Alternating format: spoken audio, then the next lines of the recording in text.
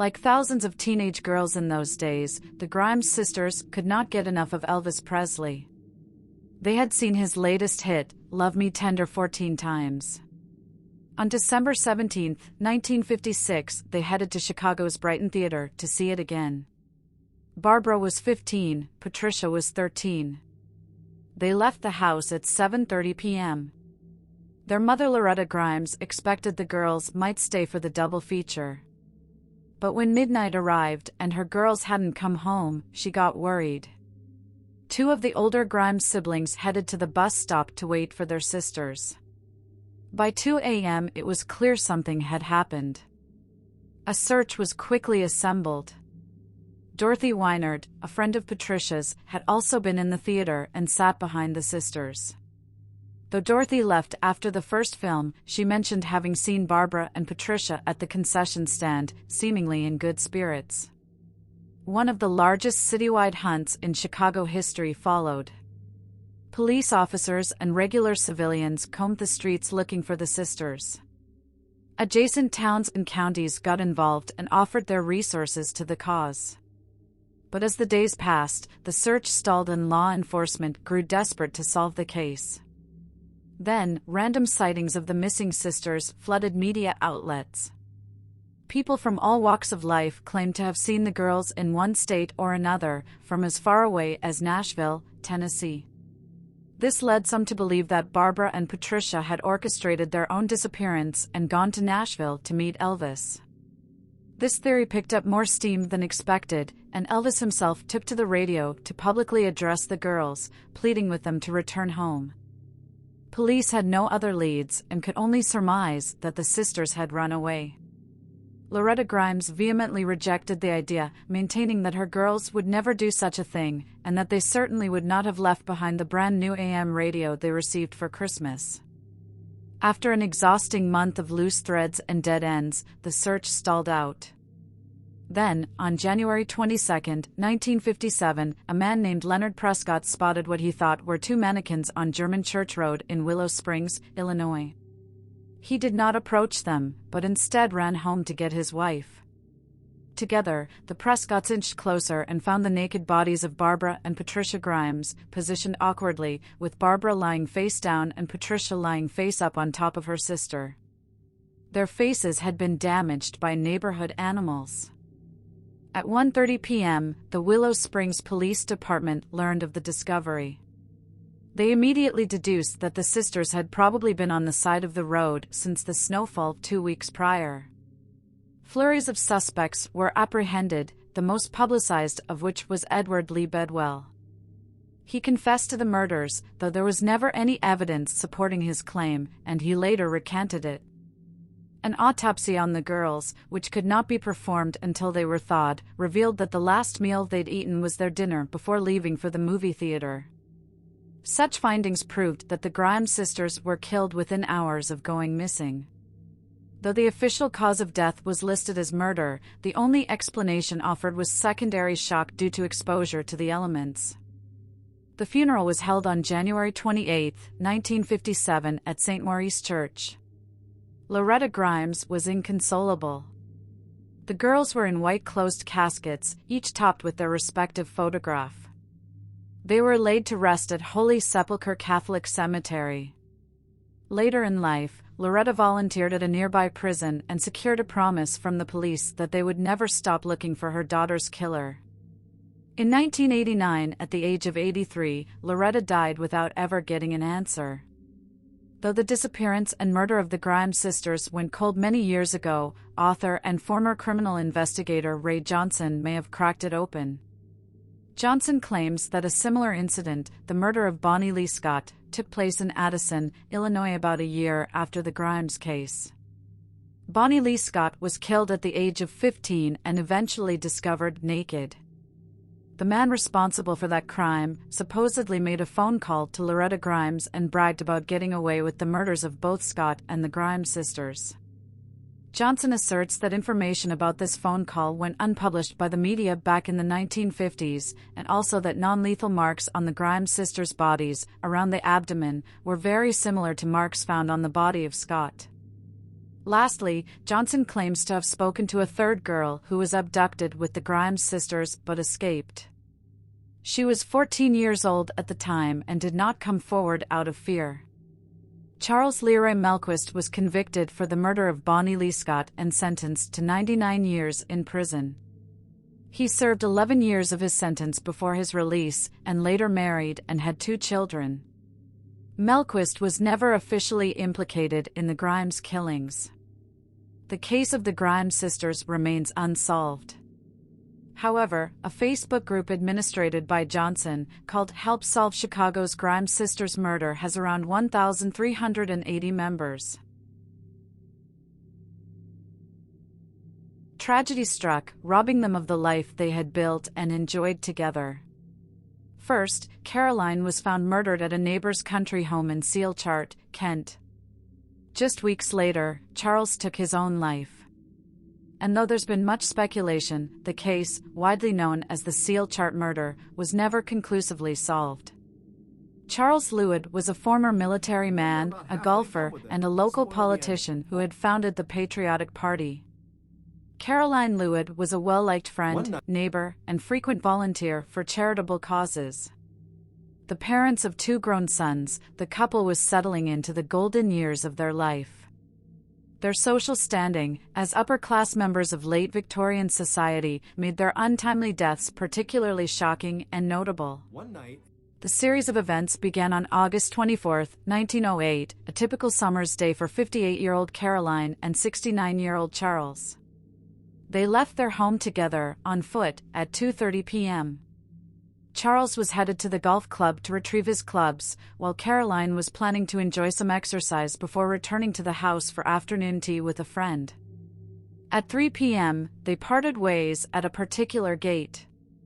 She headed through the gate and down a path that would take her through the woods, past their neighbor's mostly unused summer house, and back to their home. Charles traveled onward to the golf club. Little did the couple know it would be the last time they ever bid each other farewell. Various townspeople saw the Major General over the next 35 minutes as he made his way to the club. At around 4:05 p.m., after leaving the club, the local vicar, driving in the opposite direction, promised him a ride home after completing an errand. The Reverend made good on this word, driving by again and picking Charles up at 4:20 p.m. and depositing him at his home at 4:25 p.m. Arriving at home, Charles was surprised to find Mrs. Stewart, the friend Caroline had promised to host for tea, waiting patiently for his wife's return. Upon realizing Caroline was missing, Charles set off in search of her at 4:30 p.m. 45 minutes later, his search ended when he found her lifeless body on the veranda of their neighbor's summer house. She had been shot in the back of the head, twice, and her purse and rings were missing. No cartridges could be found. In fact, there was no evidence of the killer at all, save for a few footprints.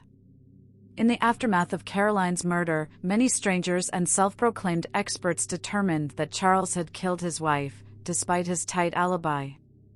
He could account for his whereabouts at 3:15 p.m., the estimated time of the murder based on the accounts of a neighbor and a gardener, both of whom heard 3 shots fired in the general direction of the summer house.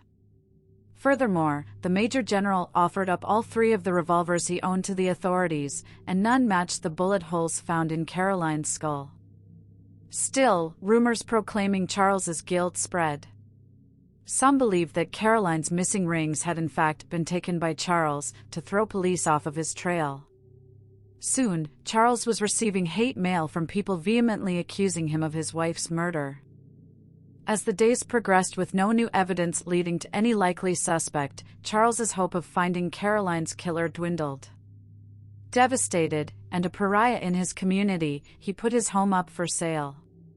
A member of Parliament, Colonel Ward, offered Charles a place to stay.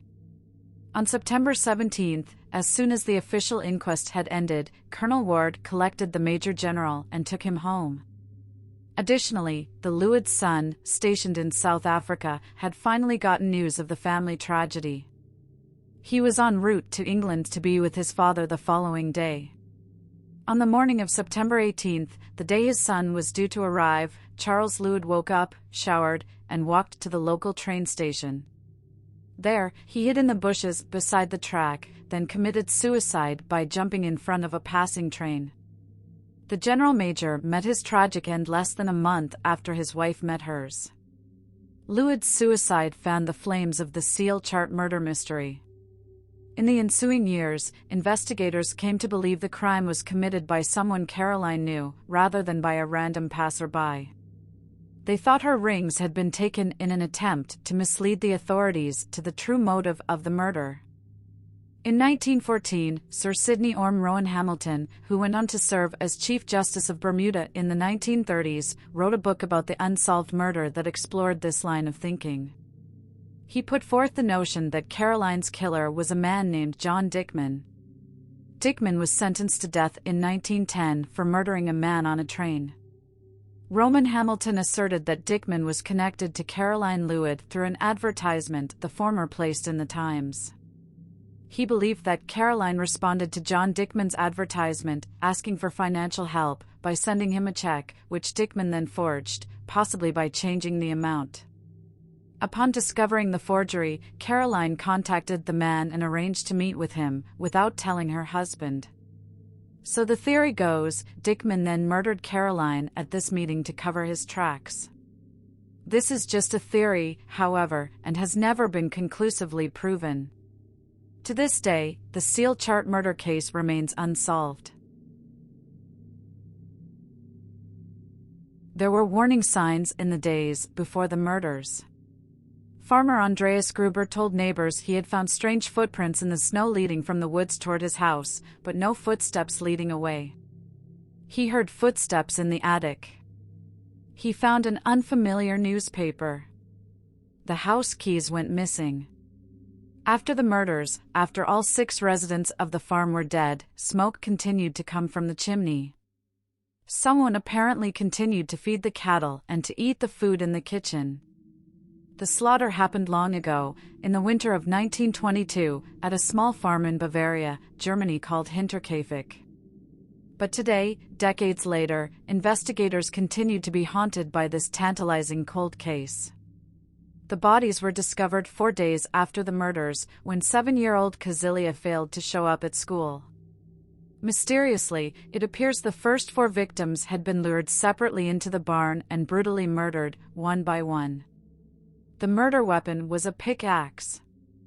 After killing Andreas, 63, his wife Kazilia, 72, their widowed daughter Victoria, 35, and her 7-year-old daughter Kazilia in the barn, the killer, or killers, headed to the house and murdered 2-year-old Joseph and the maid Maria Baumgartner, 44. With few clues and no witnesses, police took the strange step of removing the heads of the victims and sending them to a clairvoyant in Munich, but with no results. More than 100 suspects were questioned over the years and decades, as late as 1986, but no arrests were ever made. In 2007, investigators re-examined the scene with modern equipment, but, again, turned up nothing. There is a memorial to the 6 victims in the graveyard where they are buried, still without their heads. The skulls which were sent to Munich were lost in the chaos of World War II. Miss Mary Peckham had a terrible feeling about her next-door neighbors. It was a sunny summer morning in 1912, and yet the Moore family household was eerily still. Every curtain was drawn and all of the doors were locked, strange for a friendly town like Villisca, Iowa. After numerous knocks went unanswered, Miss Peckham finally called a Moore relative for help. Ross Moore arrived soon after, with a spare key in hand. Together, they opened the door to one of the grisliest murder scenes in American history. Every member of the Moore family, Josiah and his wife, Sarah, their 4 children, Herman, Mary, Arthur, and Paul, had been bludgeoned to death with an axe. 2 of Mary's friends, Ina and Lena Stillinger, who happened to have slept over that night, were also found dead. All 8 victims were discovered in their beds. Only Lena showed signs of being awake during the attack. Somehow, the killer had slipped in at night and crept through the halls, systematically slaughtering the Moore family and their guests with axe swings so violent he left gouge marks in the ceiling. The grisly Villisca axe murders of June 10, 1912 shocked the surrounding community, both for its random brutality and the string of bizarre clues left behind at the scene of the crime. A heavy slab of bacon was discovered in the downstairs guest room, beside a broken keychain and the gory murder weapon. A bowl of bloody water sat beside a plate of uneaten food on the table in the kitchen. Creepier still? After his killing was done, the murderer draped cloths over the crushed faces of his victims. He then maneuvered through the home and ceremoniously covered each mirror and exposed window panes with linens pulled from dresser drawers. Who could have committed such a heinous act? Theories abounded, yet there was never enough evidence to convict anyone of the crime. Some accused Frank F. Jones, an Iowa state senator and business rival of Josiah Moore's, of hiring a contract killer to execute the Moore family.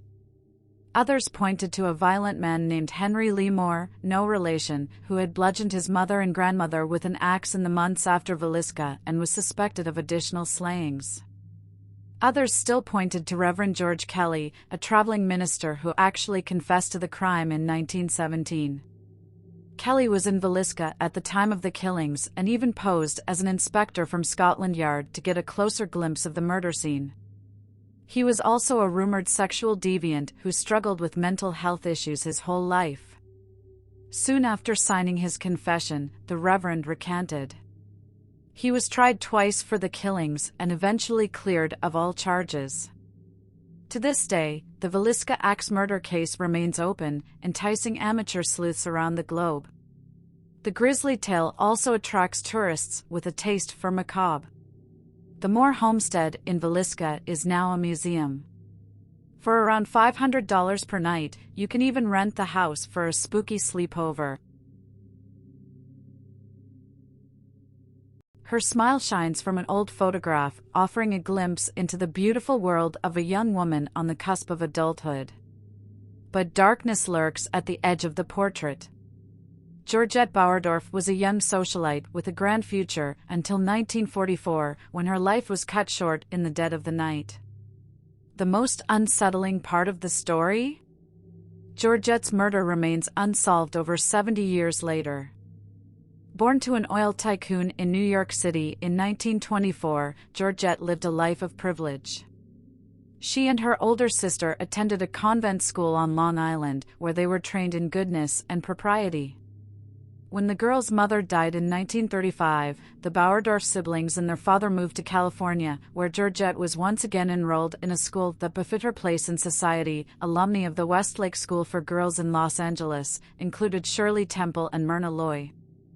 Upon graduation in 1941, young Georgette moved to West Hollywood to pursue an acting career. By the age of 20, she found work at the Los Angeles Times in the Women's Service Bureau and at the Hollywood Canteen, a dining and dancing club that catered to young men in uniform. Georgette called El Palacio her home, a grand Spanish-style house that played host to numerous celebrities. Her evenings were filled with nights out on the town. She was courted often and enjoyed the attention of her many suitors.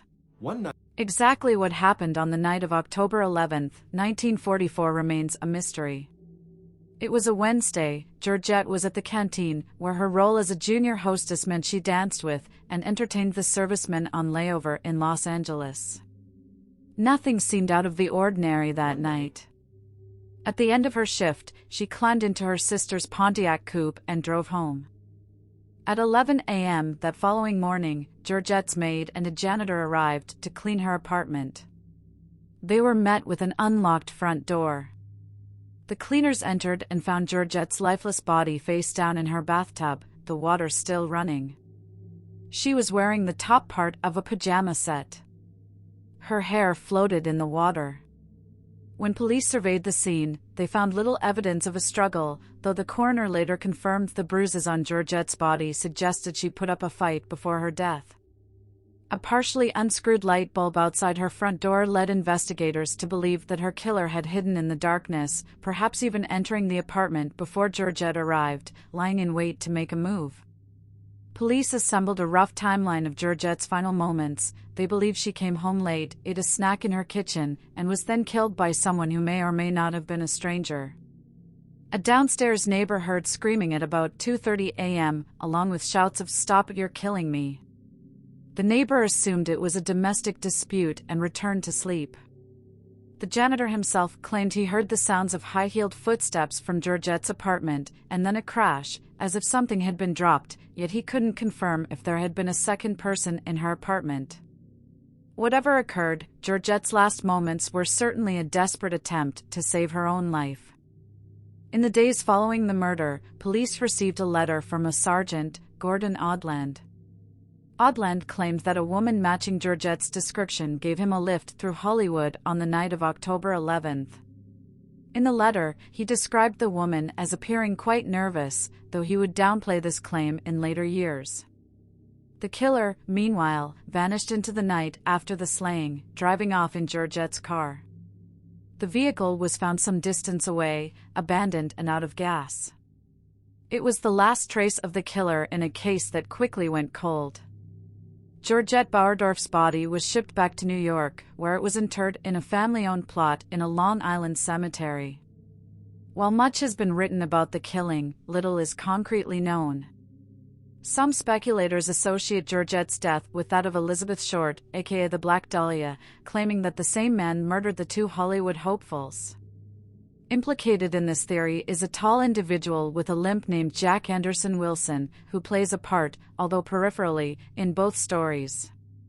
The murder remains a mystery to this day. 70 years from that fateful night, there's little chance that Georgette's death will ever be solved.